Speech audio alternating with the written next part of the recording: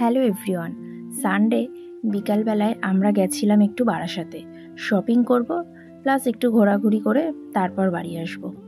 আমার মতো শপিং করতে কার কার ভালো লাগে তোমরা অবশ্যই কমেন্টে জানিও। আমি হচ্ছি একজন শপিং প্রেমী মানুষ। আমি গেছিলাম স্মার্ট বাজারে, আমার ওখান থেকে টুকিটাকি কিছু জিনিস কেনার ছিল।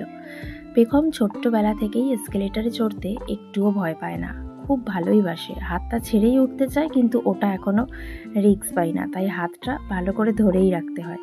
স্মার্ট বাজারে গ্রসারি শপটা এতটা বড় যে হাঁটতে হাঁটতে পাটা আমার ব্যথাই হয়ে গেল।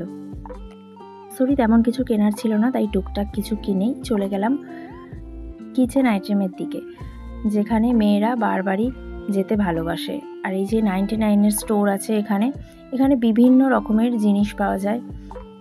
সমস্ত মেয়েরাই এখানে যেতে ভালোবাসে। আর বেগম শপিংয়ে গেলে এই ট্রলিগুলোতে তো মাস্ট উঠবেই। আর এখানে বাচ্চাদের বিভিন্ন রকমের টিফিন বক্স, ওয়াটার বোতল, তাছাড়াও আরও বিভিন্ন টাইপের জিনিস ছিল। সামনেই যেহেতু বেগমের বার্থডে আসছে, তাই জন্য বেগমের জন্য একটা থালাবাটি গ্লাসের সেটও কিনেছি। হ্যান্ড ওয়াশ হোল্ডারগুলো দেখো কি সুন্দর, বাচ্চাদের মতো প্রিন্ট করা।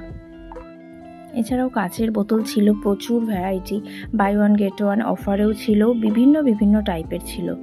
সত্যি কোনটা ছেড়ে কোনটা দেখবো, সবগুলোই যেন নিয়ে নিতে মন চায়। বাচ্চাদের টয় আইটেম প্রচুর ছিল, এছাড়াও ছিল বিভিন্ন রকমের সফট টয়সও।